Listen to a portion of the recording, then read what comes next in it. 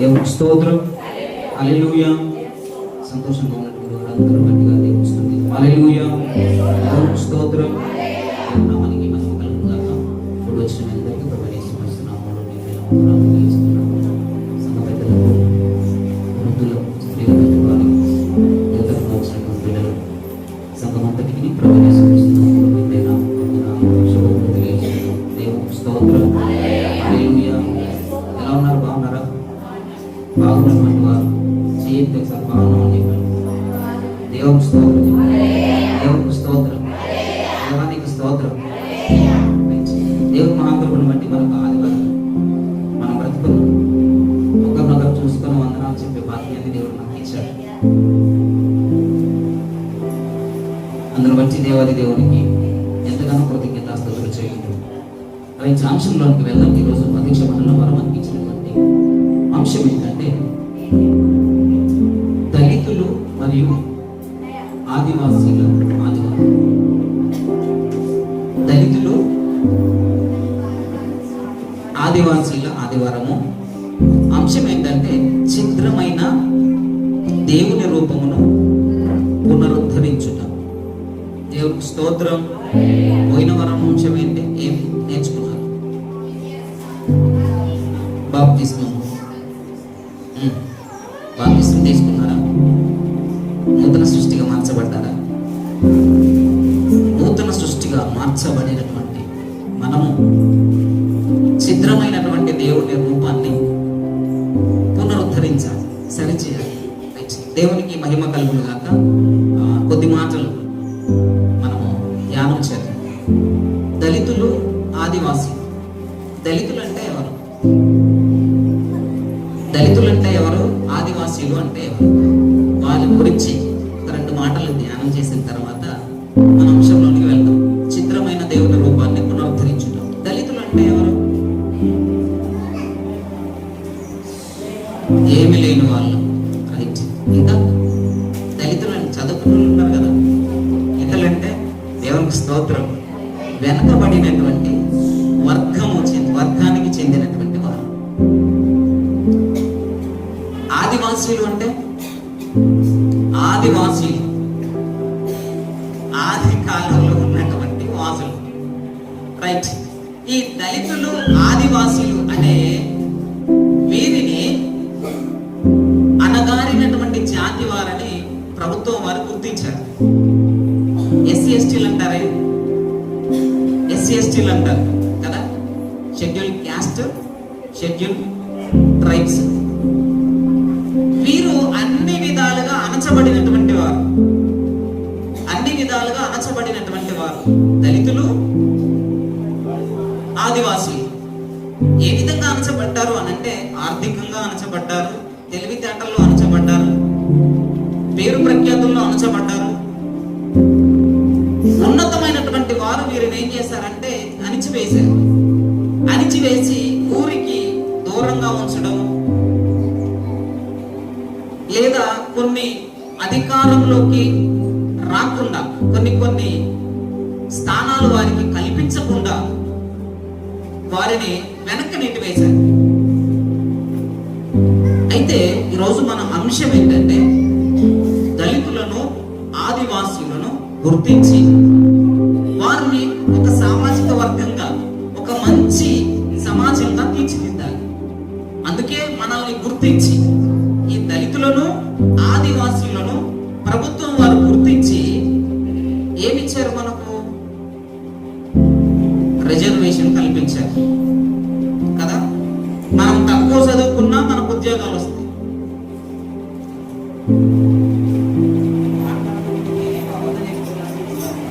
తక్కువ చదువుకున్నా, తక్కువ మార్కులు వచ్చినా ఎస్సీ రిజర్వేషన్ కల్పించి, ఎస్టీ రిజర్వేషన్ కల్పించి, అంత జ్ఞానం లేకపోయినా, అంత చదువు లేకపోయినా వీరికి ఉద్యోగాలు ఇచ్చి కాస్త ముందుకు తీసుకెళ్లే అవకాశాన్ని ప్రభుత్వం వారు మనకి ఇచ్చారు.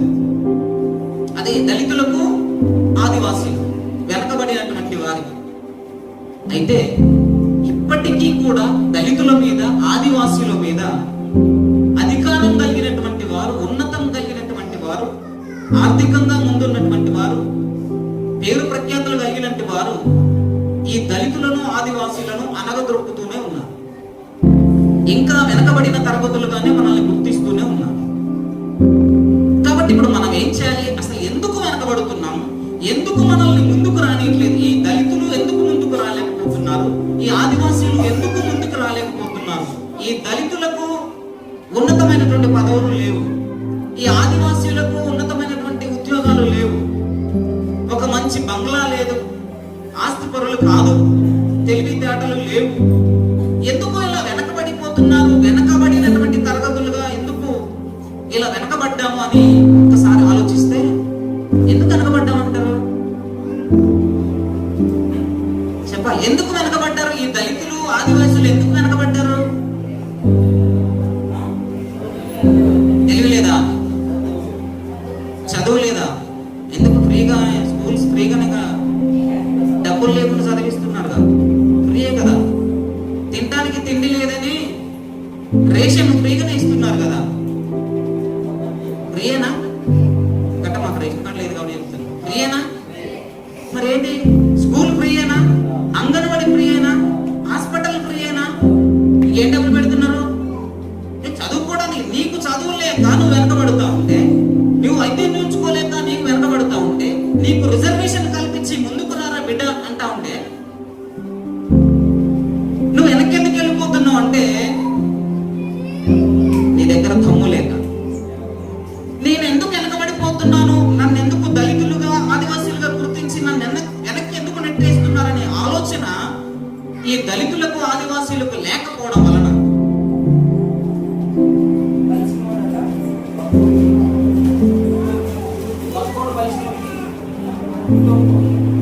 ఇప్పుడు మనం ఎంతంటే కొద్దిగా లావుగా ఎత్తుగా ఉన్న వాళ్ళని చూస్తే భక్తులు ఏమవుతారు? భయపడతారు. భయపడతారా? భయపడరు.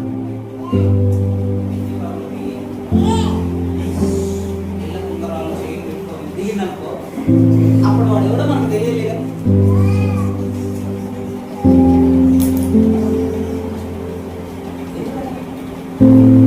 మన మనసులో మేము నాకంత స్టేజ్ లేదు, ఆయనతో మాట్లాడాక ఆయన ఎవరో ఏమో మాట్లాడితే ఏమంటారు కదా.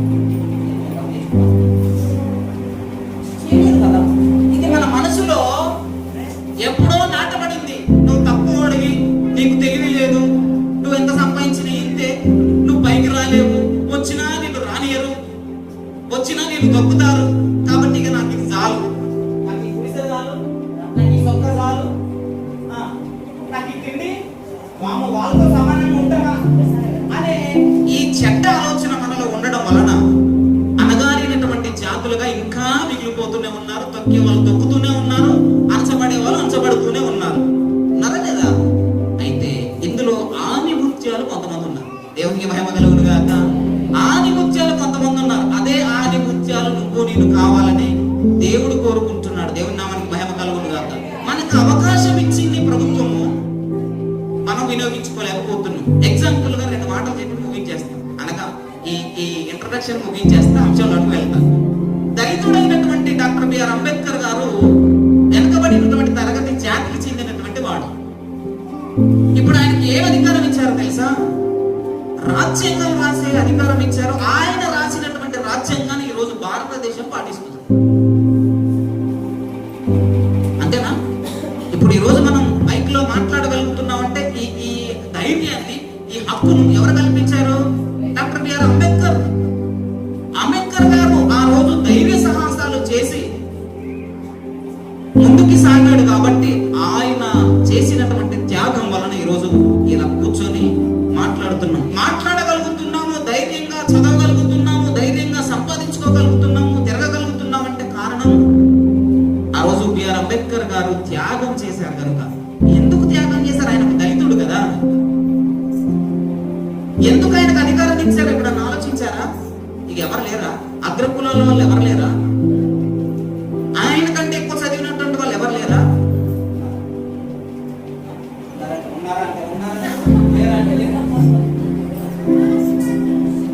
మన భారతదేశం నుంచి మొట్టమొదటిగా ఇతర దేశాలకు వెళ్ళి పిహెచ్డి పూర్తి చేసినటువంటి ఒక దళితుడని ఎవరున్నారయ్యా అంటే, భారతదేశంలో మొట్టమొదటి పిహెచ్డి సాధించినటువంటి వ్యక్తి ఎవరయ్యా అంటే డాక్టర్ బాబాసాహెబ్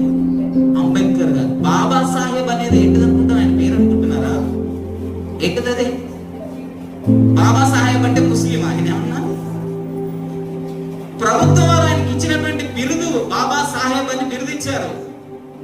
ఎందుకు ఆయన రాసినటువంటి ఆ పుస్తకాన్ని, ఆ రాజ్యాంగాన్ని అమలు చేసింది మన భారతదేశం.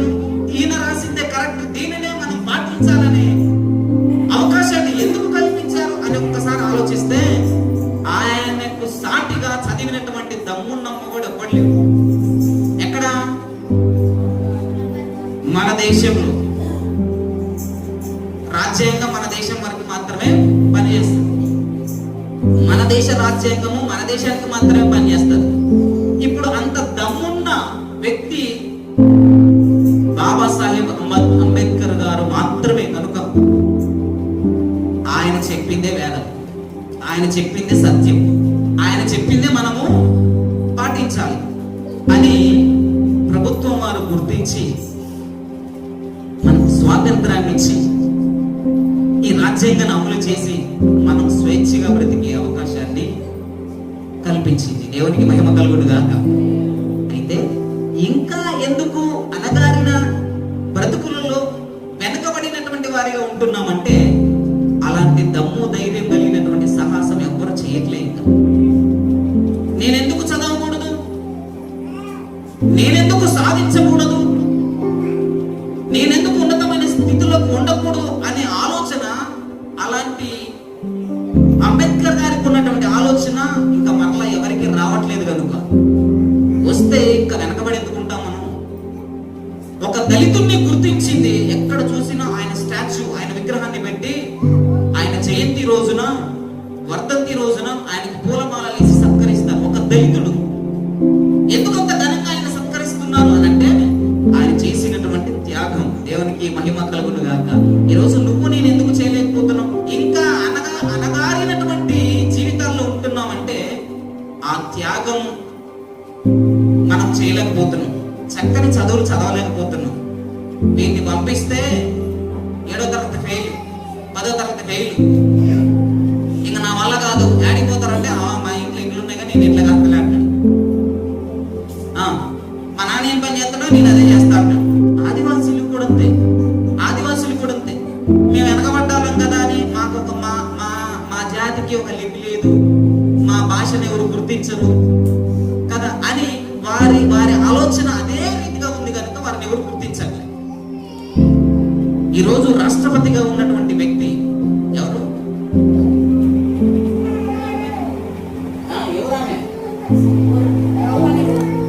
ఆదివాసీ తెగకు చెందినటువంటి ఒక స్త్రీ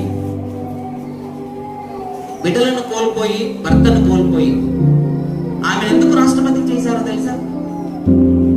ఆమె ఫస్ట్ టీచర్ గా పనిచేసింది. టీచర్ గా ఎలా పనిచేసిందో తెలుసా? యథార్థంగా పనిచేసింది. అనేక మంది పిల్లలను చక్కటి ప్రయోజకులుగా చేసింది. తర్వాత ఎమ్మెల్యేగా చేసింది, తర్వాత గవర్నర్ గా చేసింది. ఎందుకు ఆమెను గుర్తించారు అంటే ఆమె చేసినటువంటి మంచి మంచి కార్యాలన్నీ ఉన్నతమైన స్థితికి వెళ్ళాయి. గుర్తించారు, ఆమెను గుర్తించారు. పోటీ చేసింది, నిలబడింది. ఆమె ఒక ఆదివాసీ తెగకు చెందినటువంటి ఆమె ఉన్నతమైనటువంటి స్థితి ఈరోజు ఎందుకు వచ్చిందంటే ఆమె అలా ఉంది కాబట్టి. దేవునికి మహిమ కలుగును గాక. దేవునికి స్తోత్రం. కాబట్టి ఈ దళితులు, ఆదివాసీలు ఇంకా అనగదొక్కబడడానికి గల కారణాలు ఏంటంటే వీరిలో చదువు సరిగా లేదు. మనం వినియోగించుకోవడం. తెలివి లేదా అంటే దేవుడు అందరికీ సమానంగా తెలివిచ్చాడు. లేదంటారా? మన దేవుడు ఎలా ఉంటాయో తెలుసా? ఉన్నత శిఖరాలను ఎక్కుదామని తెలివితేటలు ఉండవు. ఎక్కడ ఎక్కుదా ఉంటే మనం గుంజుదామని తెలివితేటలు ఉంటాయి. అంబేద్కర్ గారికి అలాంటి తెలివితేటలు లేవు, దొంగ తెలివితేటలు లేవు. ఎవడన్నా చదువుతా ఉంటే మనకి గుంజుదాం, నువ్వు అరే దా చదువుకుందాం, నీతో పాటు నేను, నాతో పాటు నువ్వు దా. అందుకొరకే అంబేద్కర్ ఒక దళితుడు ఈరోజు ఒక గౌరవాన్ని పొందుకుంటున్నాడు. ఆయన చచ్చిపోయినాక కూడా గౌరవం ఆయన కాగలే ఉన్నాడు. ఆయన ఎప్పుడు బ్రతికి లేకపోయినా ఆయన జన్మదినాన్ని జరిగిస్తున్నారు, ఆయన చనిపోయినటువంటి రోజులు జరిగిస్తున్నారు. ఎందుకు అంటే ఆయన ఒక దళితుడై ఉండి సమాజానికి మంచి చేశాడు. ఈరోజు నువ్వేం చేస్తావు? నీ కుటుంబానికి నువ్వే మంచి చేయలేకపోతున్నావు. నిన్ను నీ కుటుంబమే గుర్తించలేకపోతుంది. అందుకే సమాజం అంతా నిన్ను అనగారిన జాతిగా గుర్తించి నువ్వు ఇంతరా, నువ్వు తిను, రేషన్ బియ్యం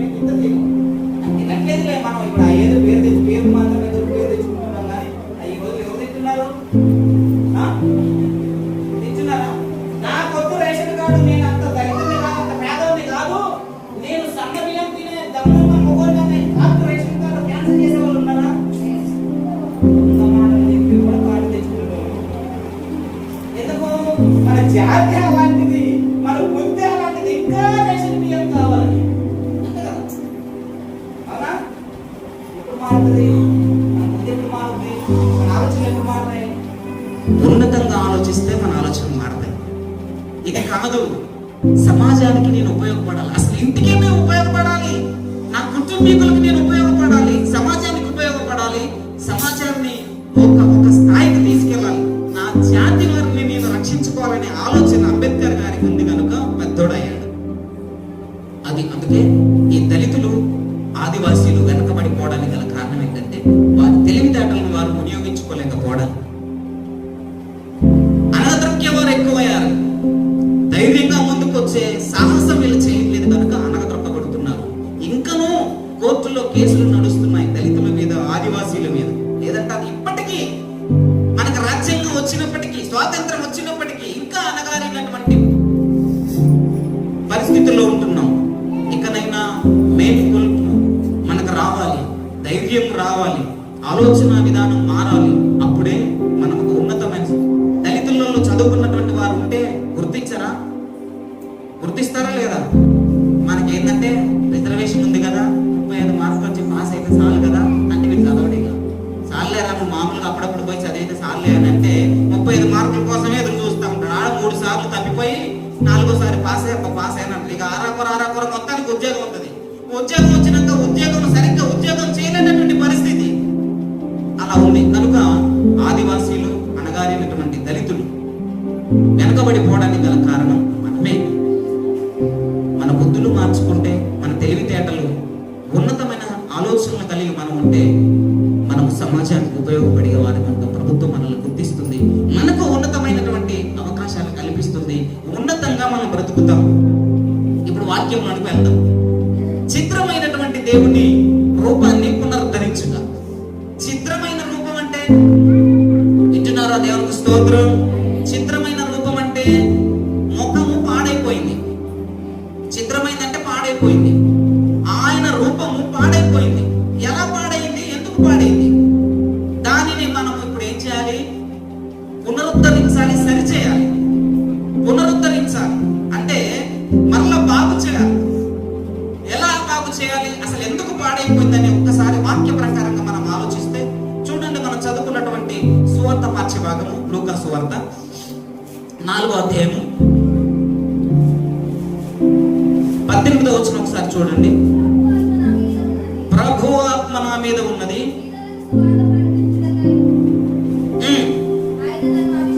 ఆయన నన్ను అభిషేకించను,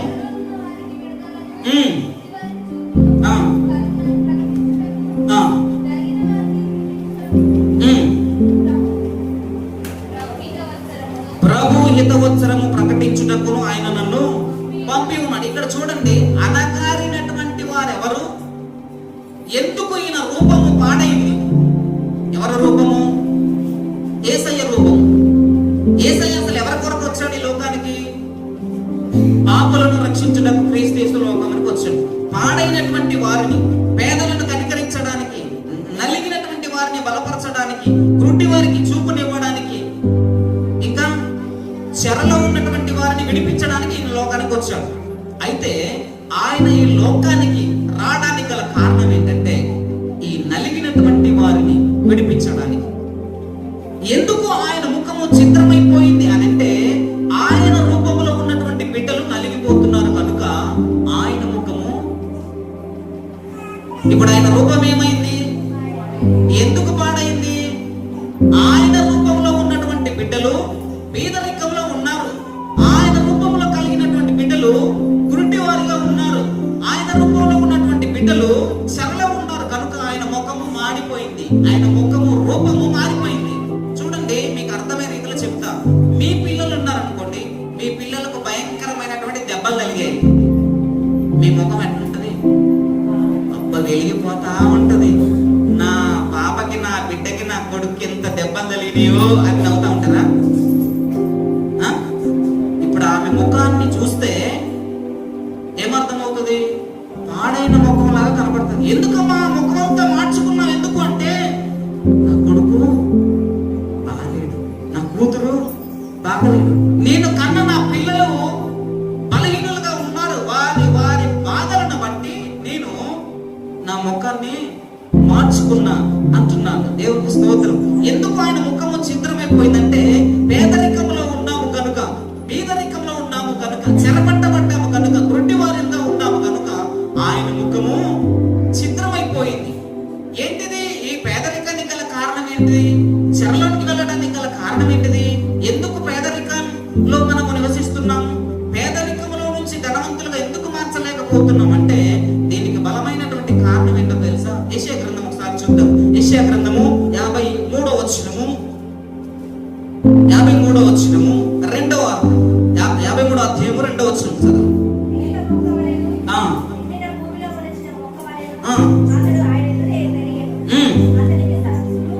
అతనికి స్వరూపమైనను సొగసైనను లేదు,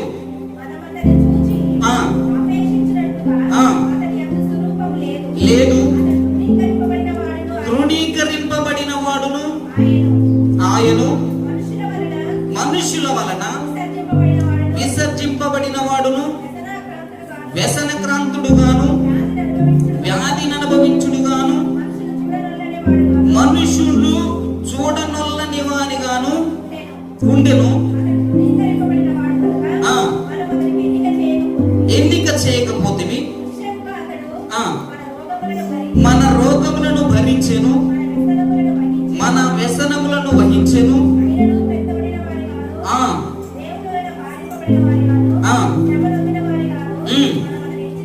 5వ వచనం చూస్తే మన అతిక్రమ క్రియలను బట్టి అతడు గాయపరచబడెను, మన దోషములను బట్టి అతడు నలగగొట్టబడెను. ఆయన ముఖం ఎందుకు వికారమైందంటే నువ్వు చేసినటువంటి అన్యాయం అక్రమం పనులను బట్టి ఆయన ముఖం మారిపోయింది. ఎందుకు పేదరికంలో ఉన్నావు అంటే అక్రమము చేయడం వలన పేదరికం వచ్చింది. అంతేనా? చదువుకోవాలంటే చదవకపోవడం వలన పేదరికం వచ్చింది. చదువుకుంటే చక్కగా ఉద్యోగాలు చేస్తే కొంచెం డబ్బులు వస్తాయి, స్టేటస్ మారుతుంది. చదువు లేకపోవడం వలన పేదరికం వచ్చింది. ఈ చదవకోకుండా వీడు చేసిన పనులు ఏంటి అంటే అక్రమం. హాస్టల్లో ఉంటే గోడలు దూకిపోవడం, అంతేగా? హాస్టల్లో ఉంటే స్కూల్కి పోయేది అర్థం కాదు, హాస్టల్లో ఉన్నామో అర్థం కాదు. తల్లిదండ్రులు ఏమనుకుంటారు, అవే నా పిల్ల అనుకుంటాను, మంచి మిషన్ హాస్టల్లో చదువుతున్నారు, భయభక్తిలో ఎదుగుతున్నారు నా పిల్లలని వీళ్ళ ఇంటి దగ్గర సంతోషిస్తా ఉన్నారు. కానీ వీరు చేసిన అక్రమ క్రియల వలన పేదరికం వచ్చింది. పేదరికం ఎందుకు వచ్చింది? ఈ పేదరికాన్ని బట్టి, అక్రమ క్రియలను బట్టి పేదరికం వస్తే ఈ పేదరికాన్ని బట్టి ఆయన ముఖం పాడేది. దానికి నా బిడ్డలు ఎంత పేదరికంలో ఉన్నారు, చదువుకుంటారా అని మంచి హాస్టల్ అయితే గోడలు దూకి ఫస్ట్ షోకి సెకండ్ షోకి వాళ్ళమ్మటి వీళ్ళమ్మటి తిరిగి వాళ్ళని కొట్టి వీళ్ళని కొట్టి లేరంటారా? ఉన్నారు కదా. దేవునికి స్తోత్రం. ఉన్నారు. ఎందుకు ఇలా అయిపోయిందంటే ఆయన ముఖం ఎందుకు అలా అయిందంటే నువ్వు చేసినటువంటి అతిక్రమ క్రియల వలన ఆయన ముఖము మారిపోయింది. ఇప్పుడు ఆయన మారిపోయినటువంటి ముఖం మరలా మంచిగా రావాలంటే ఏం చేయాలి? ఏం చేయాలి? ఉదాహరణకు అర్థమైంది. మంచిగా ఒక మంచి ఉదాహరణ చెప్తా వినండి. ఒక అమ్మాయికి పెళ్లి చేశారు, అత్తగారింటికి పంపించారు. ఇదైతే బాగా ఉంటారు కదా, ఇలాంటి స్టోరీ చెప్తే మంచిగా ఉంటారు కదా. ఆయన వినండి, అమ్మాయికి పెళ్లి చేసి అత్తగారింటికి పంపించారు. అత్తగారింట్లో బిడ్డ ఉంటుంది. నేను ఎవరిని ఉద్దేశించి చెప్పట్లేదు సుమ్మా, మీకు అర్థమయ్యేటట్టు చెప్తున్నా. ఆయన ముఖము ఎందుకు వికారమైంది అనే విషయాన్ని అర్థం కావడానికి ఉదాహరణ చెప్తున్నా. అత్తగారింటికి పోయినటువంటి కుమార్తె భర్త మంచోడైతే పర్వాలేదు, భర్త మంచోడు కాదు. కొంతమంది ఉంటారు, ఎలా ఉంటారో తెలుసా? భార్య చేసిన తప్పులను బట్టి ఏం మాట్లాడరు, కానీ భార్య ఇంటి వాళ్ళు ఉంటారే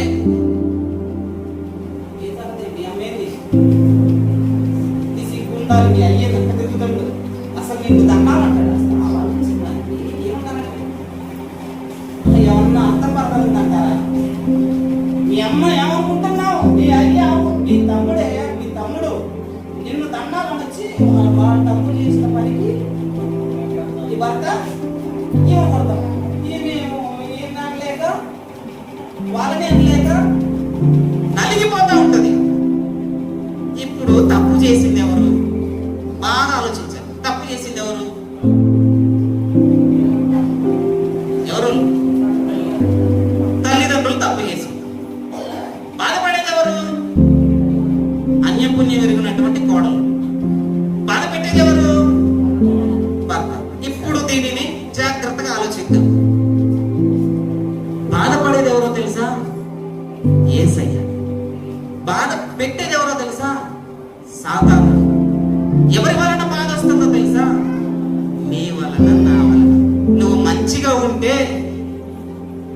తల్లిదండ్రులు చక్కని ప్రవర్తన ఉంటే భర్త భార్యను కొడతాడా?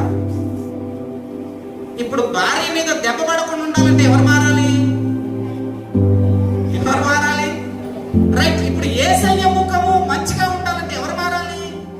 మనం మారాలి. మనం మారితే యేసయ్యకు దెబ్బ పడదు, యేసయ్య ముఖం వికారం అవ్వదు, యేసయ్య ముఖం మీద ముళ్ళ కిరీటం పెట్టాల్సిన అవసరం లేదు.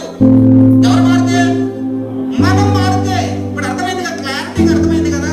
నీ కుమార్తె నీ అత్తగారింటిలో బాగుగా మంచిగా ఉండాలంటే ఎవరి బుద్ధులు మారాలి? తల్లి గారి బుద్ధులు మారాలి. అర్థమవుతుందా? నిజంగా చెప్పాలంటే ఒక్కసారి చేసుకున్న తర్వాత తల్లి అంటే పోతుంది, తండ్రి అంటే పోతుంది, బామ్మర్ది అంటే పోతుంది, నీ ఇంటి పేరు మోస్తుంది, నీకు సంబంధించిన నీ రక్త సంబంధి అనేటువంటి ఎవడో తెలుసా? దుష్టుడు. దుష్టుడు ఏం చేస్తాడో తెలుసా? అలాంటి అన్ని తీసుకొచ్చి ఇక్కడ చూపెడతాడు. మనం చేసే అన్ని పాపాలు చేసకపోయి యేసయ్య మీద పెట్టి నీ బిడ్డలు చేసిన పాపాలు అందుకే నువ్వు అనుభవించాలని సాతానుడు యేసయ్య మీద పెడతాం. కాబట్టి ఇప్పుడు మారాల్సింది మనం మారాలి. ఆయన రూపం ఎందుకు చిత్రమైంది అని ఆలోచిస్తే మీ అతిక్రమ క్రియల వలన ఆయన నలగగొట్టబడ్డాడు. ఆయనకు స్వరూపమైనను సొగసైనను లేదు. ఎందుకు? ఆయన తప్పు చేశాడా? యేసయ్య తప్పు చేశాడా? ఎవరి తప్పును బట్టి ఆయన ముఖం మారిపోయింది? నీవు నేను మనమందరం చేసినటువంటి అతిక్రమ క్రియల వలన ఆయన బాధపరచబడ్డాడు. ఇప్పుడు చిత్రమైనటువంటి ఆయన రూపాన్ని మనం ఏం చేయాలి? అంశం చెప్పండి. పునరుద్ధరించాలి. పునరుద్ధరించాలి అంటే బాగు చేయాలంటే ఏం చేయాలి? నీ బుద్ధి మారితే చాలు. బాగు చేయాలంటే పోయి అయోడిన్ పెట్టి తుడిచి ఆయింట్మెంట్ రాసి ఇలాంటి చేయాల్సినటువంటి అవసరత లేదు. టీటీ ఇంజెక్షన్ వేసి ఇంత త్యాగం చేయాల్సినటువంటి అవసరత లేదు. ఏం చేస్తే ఆయన రూపం బాగుపడుతుందంటే నీ ప్రవర్తన మార్చుకుంటే చాలు. నీ ప్రవర్తన మారుతున్నప్పుడు యేసయ్య గుర్తు రావాలి. నీ నీ ప్రవర్తనను బట్టే యేసయ్యకు అక్కడ దెబ్బలు పడుతున్నాయని గుర్తుపెట్టుకోవాలి. ఒక అమ్మాయిని ఇంకొక ఇంటికి ఇచ్చినటువంటి తల్లిదండ్రులు మనల్ని బట్టే మన అల్లుడు మన బిడ్డను కొడుతున్నాడని గుర్తెరిగి ఎవరైతే వారి ప్రవర్తన సరి చేసుకుంటారో తల్లిదండ్రుల ప్రవర్తనను బట్టి బిడ్డకు అక్కడ దెబ్బలు పడవు. అవునా? ఏం చేయాలో తెలుసా? ఉన్నా లేకపోయినా బిడ్డని అల్లుడిని పిలిచి చక్కటి బట్టలు పెట్టి 2 రోజులు ఉంటే 2 రోజులు, 3 రోజులు ఉంటే 3 రోజులు ఫుల్గా భోజనం పెట్టి అయ్యా నా బిడ్డను మంచిగా చూసు అని అనాల్సిన అవసరం లేదు.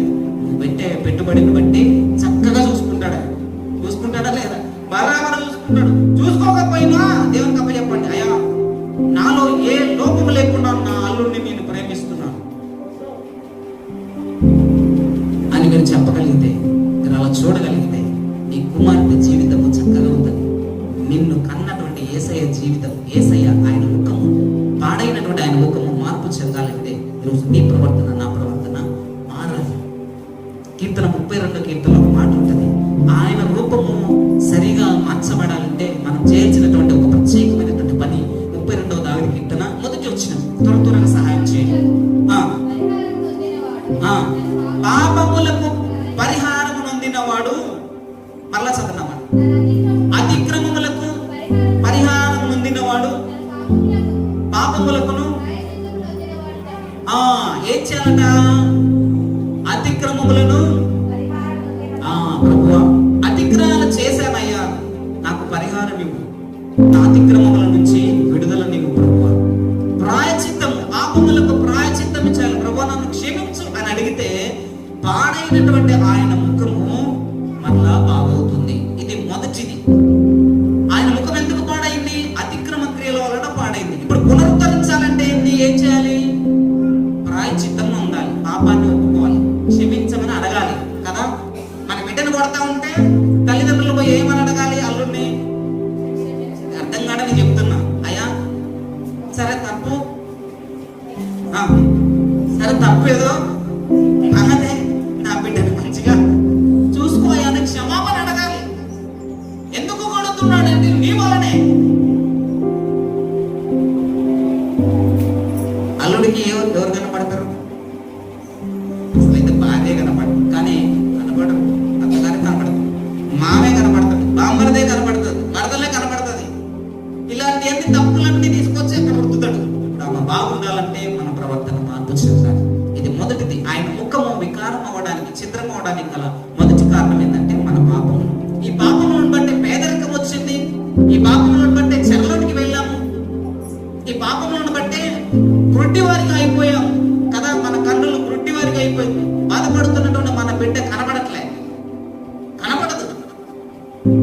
గుడ్డివారమైపోయాం, చెరలో ఉన్నటువంటి వారు, ఎన్ని దినములైన పాపముల నుంచి విడుదల పొందలేనటువంటి స్థితిలో ఉన్నాం. కాబట్టి ఆయన విడిపించడానికి ఆయన లోకానికి వచ్చాడు. చెరలో ఉన్నటువంటి వారికి విడుదలను, గుడ్డి వారికి చూపును, పేదలను కనికరించడానికి, నలిగినటువంటి వారిని బలపరచడానికి ఆయన లోకానికి వచ్చాడు. దేవునికి స్తోత్రం. అందుకు ఆయన ముఖము ఛిద్రమైపోయింది. ఇప్పుడు మనము బలపడితే, మన కళ్ళు తెరవబడితే, చెరలో నుండి మనం విడిపింపబడితే ఆయన ముఖము మరలా యథావిధిగా పునరుద్ధరించబడుతుంది. ఇది మొదటిది. రెండో మాటను జ్ఞాపకం చేస్తాను. గలతీయులకు రాసినటువంటి పత్రిక, గలతీ పత్రిక 3వ అధ్యాయం 23వ వచనం, 3:23 చూడండి.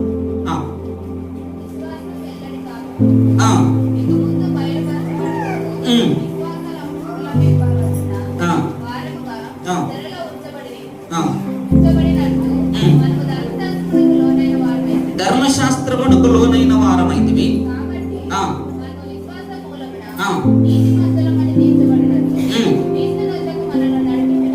నీతిమంతులుగా తీర్చబడుటకు క్రీస్తు నొద్దకు మనలను నడిపించుటకు బాల శిక్ష కూడా ఆయన. ఇప్పుడు మనం పాపములో ఉన్నాం. అసలు పాపములో ఉన్నాం అన్న సంగతి ఎవరు చెప్పారు మీకు?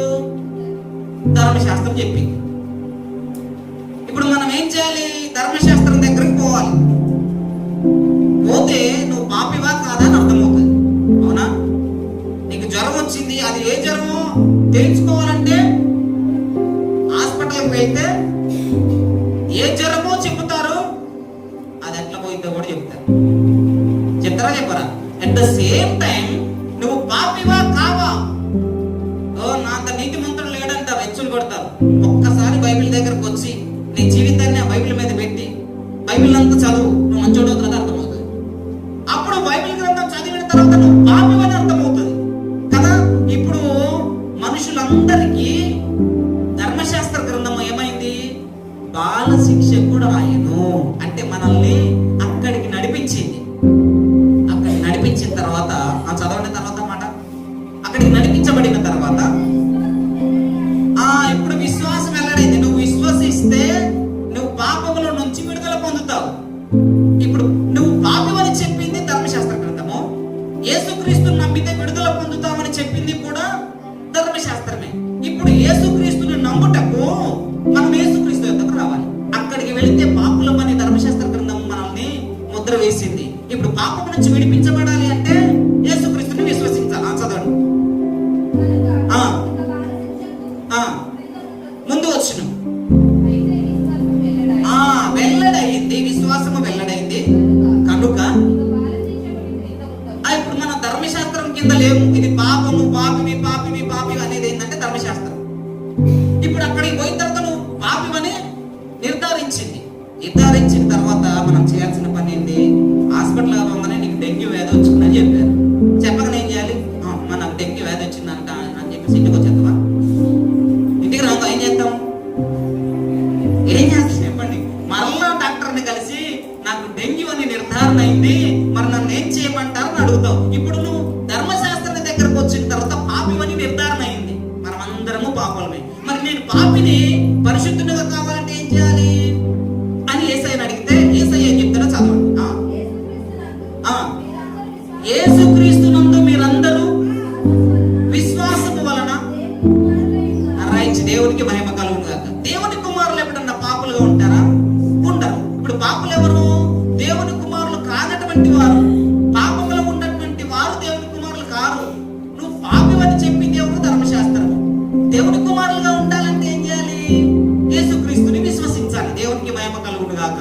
కాబట్టి యేసుక్రీస్తునందు విశ్వాసం ఉంచినటువంటి వారందరూ దేవుని కుమారులుగా మార్చబడతారు. క్రీస్తులోనికి బాప్తిసము పొందిన మీరందరూ ఇప్పుడు క్రీస్తుకి బిడ్డలమైపోయినాము. క్రీస్తునే మనం ధరించుకున్నాం. ఎందుకు ఆయన ముఖము ఛిద్రమైపోయింది అని అంటే ధర్మశాస్త్రము మనకు చెబుతుంది నువ్వు పాపివని.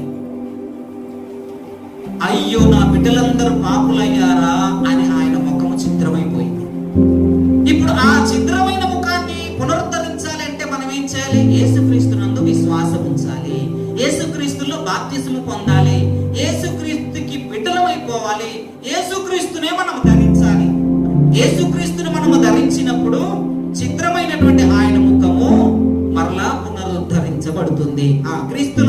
బాప్తిసం పొందిన మీరందరూ క్రీస్తుని ధరించుకొని ఉన్నారు. ఎందుకు దళితుడని, ఆదివాసీలని, మాలమంజరోళ్ళని, సుజాత నగరోళ్ళని, ఆ కులం వాళ్ళని, ఈ కులం వాళ్ళని ఏమీ లేదు. అందులో అదే ఉంది. యూదుడని, క్రీస్తు దేశస్థుడని, దాసుడని, వీడు ఉన్నోడని, వాడు లేడోడని, ఆ కులం వల్లే గుడికి పోవాలని, ఈ కులం వాళ్ళు రాకూడదని ఏమీ లేదు. యేసుక్రీస్తునందు విశ్వసించినటువంటి వారందరికీ ఆయన కుమారులుగా అంగీకరించే ఆధిక్యత దేవుడు ఇచ్చాడు. యేసుక్రీస్తులోనికి బాప్తిసం పొందిన మనమందరము ఏ కులము, ఏ జాతి, ఏ మతము అయినా సరే యేసుక్రీస్తుని అంగీకరించినటువంటి వారందరూ యేసుక్రీస్తుకి కుమారులు అవుతారు. క్రీస్తులోనికి బాప్తిసం తీసుకున్నటువంటి వారందరూ క్రీస్తుని ధరించారు. దీనికి పలాని జాతి వారు, పలాని ఊరి వారు, పలాని వర్గానికి చెందినటువంటి వారని తేడా ఏమీ లేదు అని బైబిల్ స్పష్టంగా తెలియజేస్తుంది. యేసుక్రీస్తునందు మీరందరూ ఏకంగా ఉన్నారు. ఆయనకి కులం, మతం, జాతి, వర్ణ భేదాలు ఏమీ లేవు. వాక్యం ఏమంటుందంటే ఆ తెగ, ఈ తెగ, అనగవనిన వారు, దిక్కులేని వారు, చదువు లేని వారు అనే తేడా ఏమీ ఉండదు. ఆయన దృష్టిలో అందరూ సమానులు. ఎవరైనా రావచ్చు మందిరానికి, ఎవరైనా యేసుక్రీస్తు దేవుడిని ఒప్పుకోవచ్చు, ఎవరైనా ఆయన నామములో బాప్తిసం తీసుకోవచ్చు. అందరికీ మందిరం ఆహ్వానాన్ని తెలుపుతుంది. కనుక చెప్పండి వాడి దేవుని మహిమపడతాం. హల్లెలూయా. దేవునికి మహిమ కలుగును గాక. ఏ భేదము లేదు. నువ్వు అణగారిన జాతిలో ఉన్నావా, అయితే దా, నా యేసయ్యని పిలుస్తున్నాడు. నువ్వు దళిత వర్గానికి చెందిన దాని వారు రా, ఆదివాసీ జాతికి చెందిన వాడి వారు రా. నీ పరిస్థితులన్నించి నీలో నుండి విడిపించి ఆయన నిన్ను బిడ్డగా, కుమారుడిగా, కుమార్తెగా అంగీకరించడానికి ఆయన సిద్ధంగా ఉన్నాడు. కనుక ఎందుకు ఆయన ముఖము ఛిద్రమైపోయిందంటే, ఇంత మంచి దేవుణ్ణి పెట్టుకొని వెనకడుగు వేస్తూ తెలివి లేని వాడిగా, విద్య లేనటువంటి వాడిగా, ఐశ్వర్యవంతుడిగా కాకుండా ఒక పేదవాడిగా అన్ని అలవాట్లలో చిక్కుబడిపోయి దేవుడికి దూరంగా ఉంటున్నావా, అయితే దేవుడు నిన్ను పిలుస్తున్నాడు. ఏ జాతి వారినైనా, ఏ మతస్థులనైనా నేను ఆహ్వానిస్తున్నాను. నా దగ్గరకు వచ్చినటువంటి వారిని అందరినీ నేను కుమారులుగా అంగీకరిస్తానంటున్నాడు. ఎందుకు ఆయన ముఖము చిత్రమైపోయిందంటే, తెలుసుకోలేక దూరంగా ఉంటున్నావు కాబట్టి నిన్ను బట్టే ఆయన ముఖము చిత్రమైపోయింది. ఆయన ముఖము వికారమైపోయింది. ఆయన కొట్టబడ్డాడు నువ్వు రాకపోవడం వల్లనే, నువ్వు చెడు తిరుగులు తిరుగుతుండడం వలననే ఆయన ముఖం మీద ఉమ్మివేయబడ్డాయి. నీ చెడు ఆలోచన వలన ఆయన తల మీద ముళ్ళ కిరీటం పెట్టబడింది. నువ్వు చేసినటువంటి అపవిత్రమైనటువంటి చేతులతో పనులు చేసినావు కనుక ఆ పనులను బట్టి ఆయన చేతులలో శీలలు నాటబడ్డాయి. కనుక ఆయన ముఖము వికారమైపోయింది. దేవునికి స్తోత్రం. హల్లెలూయా. దేవునికి మహిమ కలుగును గాక. దేవునికి స్తోత్రం. కాబట్టి ఆయన ముఖం ఎందుకు చిత్రమైందంటే, నువ్వు ఆయనకు దూరంగా ఉన్నావు కనుక, ఆయనను అంగీకరించట్లేదు కనుక, ఆయనకు కుమారులుగా నువ్వు ఉండట్లేదు కనుక ఆయన ముఖం చిత్రమైంది. ఇప్పుడు మనం ఏం చేయాలి?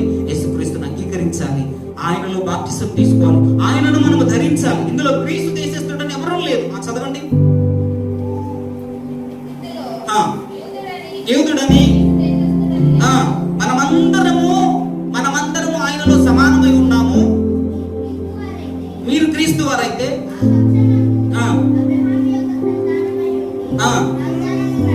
వాగ్దాన ప్రకారము రైట్. ఇక్కడ జాతి, మత, కుల, వర్గ, వర్ణ భేదాలు ఏమీ లేదు. మనమందరము పరలోకానికి వారసులమే. దేవునికి మహిమ కలుగును గాక. హల్లెలూయా. మనమందరము వారసులమే. అందుకే కదండి క్రైస్తవ్యంలోకి అన్ని వర్గాల వారు, అన్ని మతాల వారు, అన్ని జాతుల వారు, అన్ని కులాల వారు, అన్ని తెగల వారు, యేసయ్యను నమ్ముకున్నటువంటి వారందరూ ఆయన రాజ్య వారసులుగా అంగీకరించబడ్డారు. దేవునికి మహిమ కలుగును గాక. హల్లెలూయా. ఇప్పుడు మనము ఏం చేయాలంటే, చిత్రమైనటువంటి ముఖాన్ని మనము పునరుద్ధరించాలి, బాగు చేయాలి. దేవుని అడుగు జాడల్లో మనం నడిస్తే మనకు పేదరికం ఉండదు. చెరపట్టబడినటువంటి వారంగా మనం ఉండము, గుడ్డివారిగా మనం ఉండము, పేదవారిగా మనం ఉండము, ఐశ్వర్యవంతులుగా మనం ఉంటాము. దేవునికి మహిమ కలుగును గాక. కాబట్టి మనము నలిగి ఉండడం వలన ఆయన ముఖము ఛిద్రమైపోయింది. మనం ఆ నలిగిన మనసుని ఆయన చెంతకు తీసుకొస్తే మన మనసుని దృఢపరిచి బలపరుస్తాడు. అప్పుడు ఆయన ముఖము పునరుద్ధరించబడుతుంది, మరలా మంచిగా చేయబడుతుంది. ఇది రెండవది. మూడవది జ్ఞాపకం చేసే వాక్యం ముగించేస్తాను. లూకా సువార్త మనం చదువుకున్నటువంటి పాత నిబంధన గ్రంథం నుంచి మీకా గ్రంథము 6వ అధ్యాయం 3వ వచనం ఒకసారి సహాయం చేయండి. నా జనులారా, నేను మీకు ఏమి చేసి తిని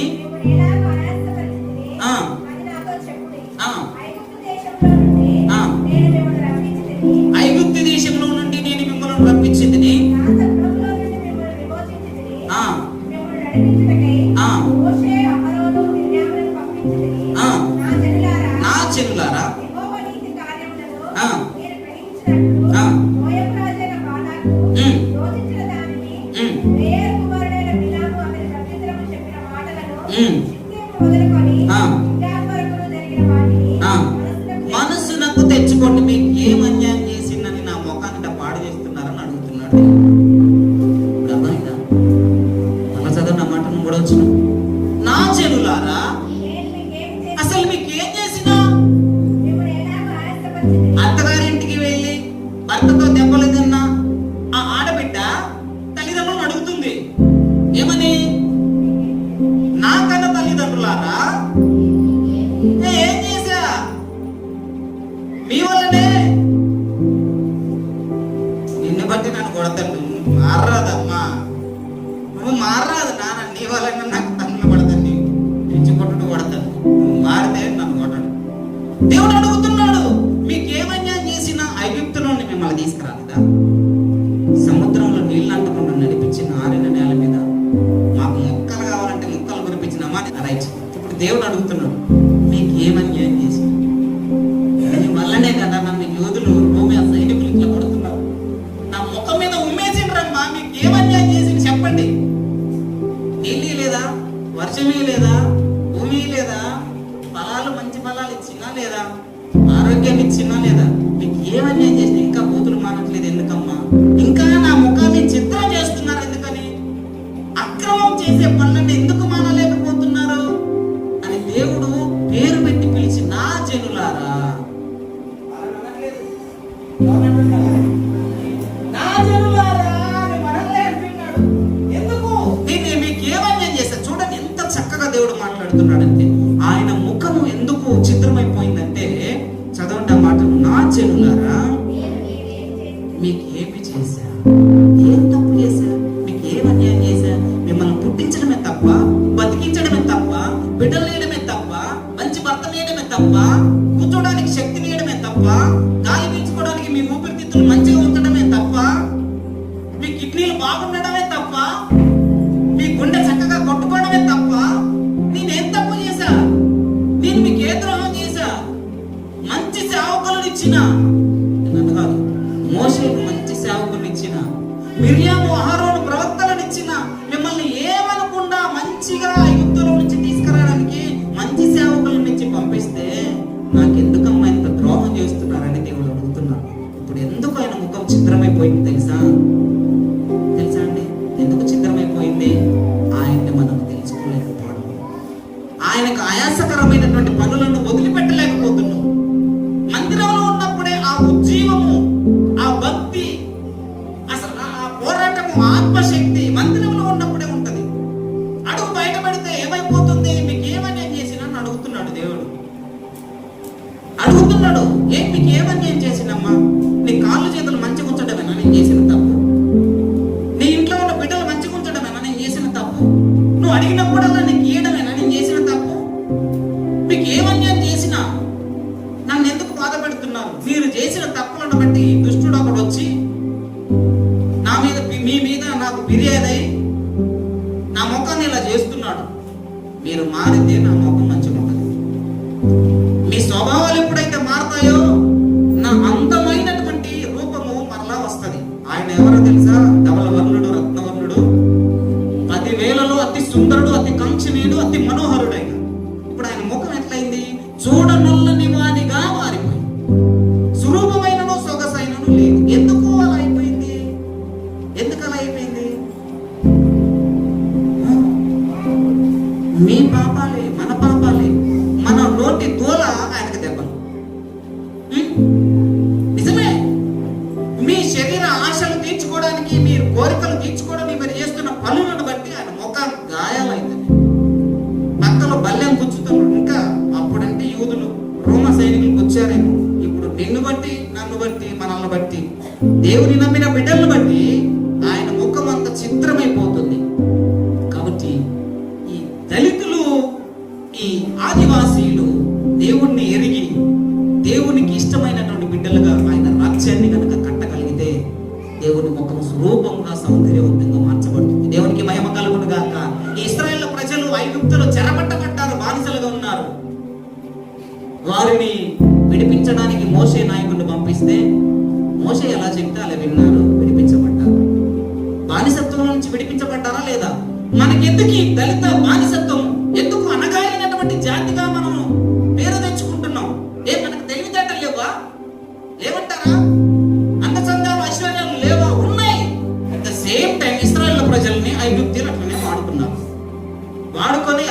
పెరిగిపోతున్నారు రా వీళ్ళు పెరగకుండా మగవాళ్ళు కొట్టగానే చంపామని చెప్పు. వీళ్ళు మామూలు వాళ్ళు కాదు, వీళ్ళ జాతి పెరిగిపోతుంది. విషయం చెప్పనా, ప్రపంచ జనాభాలో క్రైస్తవులే ఉన్నతమైన స్థితిలో ఉన్నారు. హల్లెలూయా, దేవునికి మహిమ కలుగును గాక. ప్రపంచ దేశాలలో క్రైస్తవ జనాంగమే ఎక్కువ ఉంది, కానీ తెలివితేటల్లో వెనకబడుతుంది. ఇంత జాతి పెరిగిందేంద్రా క్రైస్తవ జాతి. అందుకేగా బైబిల్ను చించేయడము, తగలబెట్టడం, మాస్టర్లు కొట్టడం, చర్చిలు తగలబెట్టడం. ఆ రోజు పరవ చేసిందే మగోడు ఎవడన్నా పుడితే చంపేయండి అని మంత్రసాములు చెప్పిండు. ఇప్పుడు క్రైస్తవుడు ఏమైనా కనబడితే, ఎక్కడన్నా చర్చి కనబడితే, ఎక్కడన్నా గుడి వెళ్ళేటోళ్ళు కనబడితే తన్నండ్రా పట్టుకొని చింపేండ్రా, బైబిల్ చింపేయండి. వాళ్ళు ఎంత చింపేసినా మన జాతి పెరుగుతూనే ఉంటది. గట్టిగా చప్పట్లు కొట్టి దేవుని మహిమపరుద్దాం. హల్లెలూయా కదా. ఫరో రాజు మోషేను చంపాలని ప్రయత్నం చేసినా 3 నెలలు దాచబడ్డాడు. అదే పోయి ఇశ్రాయేలు ప్రజలు ఐగుప్తీయులను అందరినీ 30 తిప్పలు పెట్టి 3 చెరువుల నీళ్లు దాపించి బిడ్డలందరినీ బయటికి తీసుకురావడానికి కారణమయ్యాడు ఒక దళితుడు. దేవునికి మహిమ కలుగును గాక. వెనకబడినటువంటి వాడే విడుదలనిచ్చాడు. దేవునికి స్తోత్రం. కాబట్టి ప్రియమైన దేవుని బిడ్డలారా, ఇంకా ఎందుకు వెనకబడతారు? తెలివితేటలు తక్కువ ఏం కాదు. మనకు టెక్నాలజీ ఉంది, మనకు తెలివి ఉంది, మనం చదవగలము, మనం ఉన్నత స్థితిలో ఎదగగలము. దేవుణ్ణి అంగీకరిస్తే చాలు. శద్రక మేషక అబేద్నెగోలు బబులోను దేశాన్ని గడగడలాడించారు. ఎవ్వరికీ కూడా లొంగలేదు. ఎందుకో తెలుసా? తెలివితేటలు ఉన్నాయి, ప్రార్థన శక్తి ఉంది, భయం ఉంది, ఏ తప్పు చేయలేదు, వాళ్ళు యథార్థంగా ఉన్నారు. ఎవ్వడొచ్చినా నెబుకద్నెజరు మేము తప్పు చేసే వాళ్ళం కాదు, తెలివితేటల్లో నీకంటే ఎక్కువనే ఉన్నాం. అర్థమైందా? పనికి మారిన తాగుడేవాళ్ళు మాకు ఉండవు. అవసరమైతే మమ్మల్ని పరీక్షించు 10 రోజులు. చుక్క కూడా ముట్టుకోం, ఆకుకూరలు మాత్రమే తింటాం. దమ్ముంటే రమ్మను మీ వాళ్ళు ఎవరన్నా అన్నారు. 10 రోజులు పరీక్షించిన వారి ముఖాలు వికారమైపోలేదు. అరే ఇంత మంచిగా ఉంటారు ఇంద్రా అంటే ఇలాంటి వాళ్ళే కావాలి అని ఏం చేశారు? మంచి యోధులుగా నిలబెట్టారు, మంచి అధికారాన్ని ఇచ్చారు. ఉంటారు కదా పొలలేసే వాళ్ళు, ఏ సమాజంలోనే ఉంటారు. ఉంటే ఇక వీళ్ళు వాళ్ళని విగ్రహానికి మొక్కట్లేదు, వీళ్ళు తీసుకెళ్ళి అక్కడ పడేయంటే పడేసినా పర్వాలేదు, మేము చచ్చిపోయినా పర్వాలేదు అనగారైనటువంటి వారికి ఉన్నటువంటి గుండె ధైర్యము ఎంత స్థాయికి తీసుకెళ్తుందో తెలుసా? నరకాగ్నిలో పడేసేంత కాడికి తీసుకొచ్చినా పడేయబడ్డా దేవుడు వాళ్ళని కాపాడి ఆ విగ్రహాన్ని అందులో వేసి మిగతా వారు ఆరాధించే ఆరాధనలన్నింటినీ రద్దుపరిచి జీవము గల దేవుణ్ణి ఆరాధించే శద్రక మేషక్ అబేద్నెగోల దేవుడే నిజమైన దేవుడు, వీరి దేవుడే పూజారుడు. ఈ దేవుడు కాక వేరే దేవుడిని ఎవరైనా ఆరాధించినట్లయితే అగ్నిగుండమే వారికి గతి పడుతుందని రాజజ్ఞ అయింది. చేస్తే మారతారా? ఎవరు మారతారు? దమ్మున్నటువంటి దళితులు, ఆదివాసీలు నిలబడాలి. నిలబడి ఏం చేయాలో తెలుసా? నువ్వు అన్నా అనకపోయినా మేము చేసేదే మా దేవునికి మేము యథార్థమైనటువంటి భక్తి కలిగి ఉంటాం, మా దేవునికి మేము నీతిమంతులుగా ఉంటాం, ఏ పాపము చేయము, నీవు పెట్టే ప్రలోభాలకు మేము లొంగము అని ధైర్యంగా ఉన్నటువంటి శద్రక మేషక్ అబేద్నెగోలు యేసయ్య నామాన్ని ప్రకటించారు. ఆయన చిత్రమైనటువంటి రూపాన్ని పునరుద్ధరించారు. ఈరోజు నీవు నేను ఏం చేస్తున్నాం? దానియేలును సింహపురంలో పడేస్తే అసలు మొక్కాలంటే మొక్కాలన్నాడు, తిన్నా పర్వాలేదు, నా దేవుడు నేను వదిలిపెడతానా? ఇలాంటి కక్కుని వాటికి నేను లొంగిపోతాను అనుకుంటున్నావా? దేశంలేనా ఏం కదలే, మా ఇంటి లేడు రా అని చెప్పేసి పిలిస్తే పిచ్చి శకలు నా దగ్గర కుదరవు అని చెప్పేసి వెళ్ళిపోయాడు. అలా దమ్మున్న మొగోళ్ళ బ్రతికితే అలాంటి దళితులే దేశానికి రాజులు అవుతారు. గట్టిగా చెప్పండి కూడా దేవుని మహిమ. యేసేపు ఐగుప్తు దేశానికి రాజు అవ్వడానికి గల కారణం ఏంటో తెలుసా? తెలివితేటలు ఉన్నాయి, భయము, భక్తి ఉంది, యథార్థత, నీతి అన్నీ ఉన్నాయని కనుక ఇలాంటి వారే దేశానికి అర్హులని మన అంబేద్కర్ గారిని ఎలా నిలబెట్టారో ఆనాడు ఐగుప్తీయులు మన యేసేపును అలా నిలబెట్టారు. దేవునికి మహిమ కలుగును గాక. ఎస్తేరు పరిస్థితి ఏంటి? అనగారిన జాతిలో నుంచి బానిస పిల్లగా తీసుకుని రాబడినటువంటి ఎస్తేరు పరిస్థితి ఏంటో తెలుసా? భయము కలిగి ఉంది, భక్తి కలిగి ఉంది, దేవుని నామాన్ని మహిమపరిచే బిడ్డగా ఉంది. ఆ టైం వచ్చింది, తీసుకెళ్లి అనగారినటువంటి జాతిలో నుంచి వచ్చినటువంటి ఎస్తేరు 127 దేశాలకు రాణి అయింది. గట్టిగా చెప్పండి, దేవునికి మహిమ కలుగును గాక. కదా, ఒక చిన్న బానిస పిల్ల నయమాను కుష్ఠరోగాన్ని బాగు చేసినటువంటి ఒక చిన్న పిల్ల ఆ శతాధిపతి మార్పు చెందడానికి ఒక బానిస పిల్ల పనిచేసిందండి. చెందింది.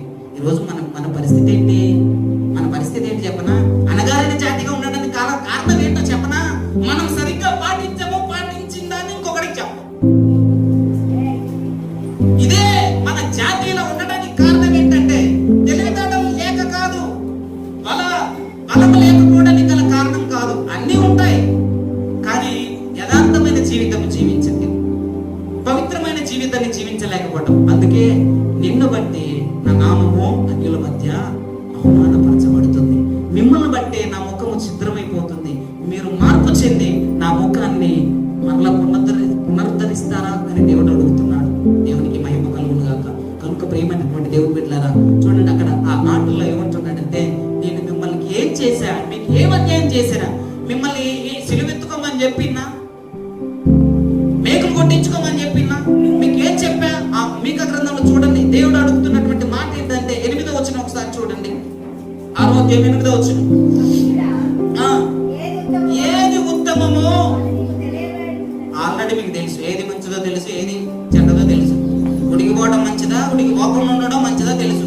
మంచి మాటలు మాట్లాడడం మంచిదా, బూతులు మాట్లాడడం మంచిదా మీకే తెలుసు. తాగడం మంచిదా, తాగకుండా ఉండడం మంచిదా మీకే తెలుసు. అవునా కదా? ఆదివారం ఎక్కడం మంచిదా, పనికి పోవడం మంచిదా మీకు తెలుసు. దాన్ని మళ్ళా ప్రత్యేకంగా చెప్పాల్సిన అవసరం లేదు. మనుషుడా చదవండి, ఏది ఉత్తమమో అది మీకు తెలియజేయబడి ఉన్నది. నేను మిమ్మల్ని కోరుకున్నది ఏంటో తెలుసా? నా ముఖము ఇలా అవ్వడానికి గల కారణం మీరే. ఈ ముఖము మంచిగా పునరుద్ధరించబడాలంటే మీరు చేయాల్సిన పని ఏంటో తెలుసా? న్యాయమును ప్రేమించుటయు, న్యాయముగా నడుచుకునుటయు, కనికరమును ప్రేమించుటయు, దీన మనసు కలిగి. రైట్, ఇదే ఆయన కోరుకునేది. ఇప్పుడు ఆయన ముఖము మరలా పునరుద్ధరించాలంటే నువ్వు చేయాల్సినటువంటి పనులు 3. 1, న్యాయంగా ఉండండి. ఓకేనా? ఇది మీకు న్యాయమేనా? మీ భర్తకు మీ భార్యకు అన్యాయం చేయడం ఇది న్యాయమేనా? మీ కోడల్ని తిట్టడం న్యాయమేనా? నీ కొడుకును కొట్టడం న్యాయమేనా? అనవసరమైనటువంటి వాటిని ఇంటికి తెచ్చి పెట్టుకోవడం న్యాయమేనా? చెప్పండి. ఇంత ప్రేమించినటువంటి దేవుని గుడి వదిలిపెట్టి ఇంటికాడ ఉండడం న్యాయమేనా? ఇంత ఆరోగ్యాన్ని ఇచ్చినటువంటి దేవునికి 2 చేతులు ఎత్తి స్తుతించడం న్యాయమేనా? ఇంత దేవుడు ఆరోగ్యాన్ని ఆయుష్ని ఇస్తున్నటువంటి దేవునికి నీ జీవితాన్ని సమర్పించకపోవడం నీకు న్యాయమేనా? ఏది న్యాయమో ఏది అన్యాయమో నీకే తెలుసు. కనుక న్యాయంగా ఉండు. నా ముఖం బాగైంది. న్యాయంగా నడుచుకున్నటయు, కనికరాన్ని ప్రేమించండి. నీ ఇంటి వారిని ప్రేమించండి, అనగారినటువంటి వారిని ప్రేమించండి, ఎడ్డే వారిని, వృద్ధి వారిని, పేదలను ప్రేమించండి, కనికరం చూపెట్టండి. ఇది బతికెట్టు అయిపోయింది అంతే. వీడు ఒకప్పుడు మామూలుడా, అప్పుడు అట్లా చేసింది కాబట్టి మీరు గతిట్ట పట్టింది అని అనమాకండి. వారిని మీరు ఏం చేయాలి? కనికరించాలి. అలా కనుక దేవుడు మనల్ని అంటే మనం ఎప్పుడో పాతాళానికి పోయేవాళ్ళం. మనం అంత మంచి వాళ్ళమా? ఈరోజు బతికుండడానికి ఏ నీతిమంతుడు అని ఈరోజు బతికున్నావు నువ్వు? ఆయన ఉచితమైనటువంటి ప్రేమ. ఇదే కనికరము ఇతరుల మీద చూపెట్టు. కోడల మీద, కొడుకు మీద, అల్లుడి మీద, మనవరాల మీద, పక్కింటి వాళ్ళ మీద, నీ శత్రువుల మీద కనికరాన్ని ప్రేమించు, కనికరాన్ని చూపెట్టు. అదే దేవుడు కోరుకునేది. కనికరమును ప్రేమించుటయు, దీన మనసు కలిగి ఉండు. ఆయన ముఖం మంచిగా ఉండాలంటే నువ్వు దీనత్వం కలిగి ఉండు. కొట్టినా, తిట్టినా, ఆస్తి పోయినా, అంతస్తు పోయినా, ఏదైనా కూడా ఎలా ఉండాలి? దీనత్వం కలిగి ఉండాలి. ఇంతే కదా నేను కోరుకునేది అంటున్నాడు దేవుడు. అంతేనా? ఇదే కదా నేను కోరుకునేది అంటున్నాడు. కాబట్టి ప్రేమ దేవుడు బిడ్డలారా, చిత్రమైనటువంటి ఆయన ముఖాన్ని మరలా బాగు చేద్దాం. ఇలా బాగు చేయగలిగినటువంటి వారి పరిస్థితి ఎలా ఉంటుందో తెలుసా? కీర్తన గ్రంథం 113వ కీర్తన మనం చదువుకున్నటువంటి కీర్తన భాగంలో మాటను జ్ఞాపకం చేస్తాం. చూడండి 7వ అధ్యాయం 7వ వచనం. ప్రధానులతో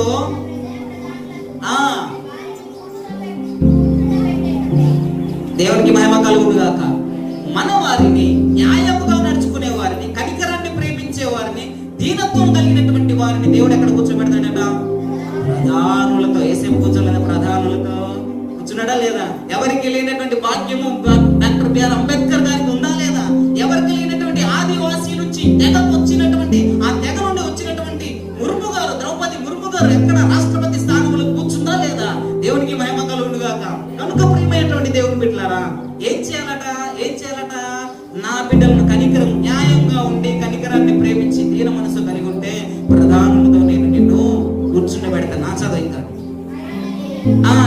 నేల నుండి దరిద్రులను లేవనెత్తుతాడు, పెట్ట కుప్పల నుండి దీనులను పైకి లేపే దేవుడు. దీనత్వంగా ఉంటే పైకి లేపుతాడు ఆయన. దేవునికి స్తోత్రం. ఎస్తేరు దీనత్వంలో ఉంది, 120 దేశాలకు రాని అయింది. అయినా లేదా? యేసేపు గోతులో పడ్డాడు, ఐగుప్తుకే రాజు అయిపోయాడు. దావీదు మహారాజు గొర్రెలు కాసుకునేవాడు, ఇశ్రాయేలు ప్రజలకు రాజు అయ్యాడు, ధనవంతుడయ్యాడు. అవునా కాలేదా? దేవుడు దీనులను పైకి లేవనెత్తే దేవుడు మన దేవుడు. దేవునికి మహిమ కలుగును గాక. ఈ దళితులని, ఆదివాసీలని, అనగారినటువంటి వారిని, తెలివి లేదని, జ్ఞానం లేదని, ఈ జాతిని, ఈ కులమని, వెనకబడినటువంటి వారమనే ఆ మనసు మీలో నుంచి ఎప్పుడైతే తీసివేసుకుంటారో, నిజమైనటువంటి భక్తిలోనికి, భయంలోనికి, యథార్థత, నీతి, న్యాయం ఎప్పుడైతే కలిగి ఉంటారో, అప్పుడు దేవుడు నిన్ను ప్రధానులతో కూర్చుండబెడతాడు. నీ స్థితి దీనత్వంగా ఉన్నా ఆయన పైకి లేవనెత్తుతాడు. చదవండి. సంతులేని దానిని ఇల్లాలుగాను, కుమారులు గల కుమారుల సంతోషము గల తల్లిగాను ఆయన చేస్తానంటాడు. దేవునికి మహిమ కలుగును గాక. కాబట్టి ప్రియమైనటువంటి దేవుని బిడ్డలారా, ఈ దళిత ఆదివాసీల ఆదివారం వీరిని బట్టి ఆయన స్వరూపమైన సౌందర్యమైనటువంటి ముఖము చిత్రమైపోయింది. ఆ చిత్రమైనటువంటి ముఖాన్ని మరలా మనం బాగు చేయాలంటే మన అనగారినటువంటి జాతి మీద మన మనసు ఉంచొద్దు. అక్కడ ఉంచాలి, కనికరాన్ని ప్రేమించాలి, న్యాయంగా నడుచుకోవాలి, దీనత్వం కలిగి ఉండాలి. ఆయనకి ఇష్టమైనటువంటి బిడ్డలుగా మనం ఉంటే మనల్ని ఎక్కడ కూర్చోబెడతాడు? ప్రధానులతో కూర్చోబెట్టాలి. కాబట్టి అలాంటి ప్రధానులతో కూర్చుంటే భాగ్యాన్ని దేవుడు మనకి ఇవ్వాలని, ఆదివాసీలని, దళితులని, నగారినటువంటి జాతి వారమని మనము ఎప్పుడు తలంచకూడదు. అలాంటి ఆలోచనే మనకు రాకూడదు. అలాంటి ఆలోచనలు మనకు ఎప్పుడైతే వస్తాయో అప్పుడే మన ఆశీర్వాదాలను కోల్పోతాం. మనం ఎవరము? రాజులైనా ఉండాలి బైబిల్లో. మన వంశం ఏంటిది? యాజక సమూహము. ఆ వంశం నుంచి వచ్చినటువంటి వారి జాతి మనది. మన బ్లడ్ ఎవరో తెలుసా? యోధా గోత్రపు సింహం ఉంది మన బ్లడ్. ఎలా ఉండాలో తెలుసా? పౌరుషము కలిగి ఉండాలి. ఏ విషయంలో పౌరుషం? దండడంలో కాదు పౌరుషం. పరిశుద్ధత కలిగి ఉండడంలో పౌరుషం ఉండాలి. యథార్థంగా ఉండడంలో పౌరుషం ఉండాలి. పాపానికి లొంగిపోకుండా యథార్థమైన జీవితం కలిగి ఉండడంలో పౌరుషం ఉండాలి. నేను ఎవరినో తెలుసా? రాజకుమార్ రా, ఇలాంటి పిచ్చి పిచ్చి వేషాలు నేను వేయను అని పౌరుషం కలిగినటువంటి బిడ్డలుగా మనం ఉంటే అప్పుడు నిన్ను బట్టి నీ జాతి వారందరూ రక్షింపబడతారు. దేవునికి మహిమ కలుగును గాక. నీ కుటుంబీకులందరూ, నీ గ్రామస్తులందరూ, ఎస్తేరు తన జాతి వారందరూ కూడా ఆమెను బట్టి రక్షింపబడ్డారు.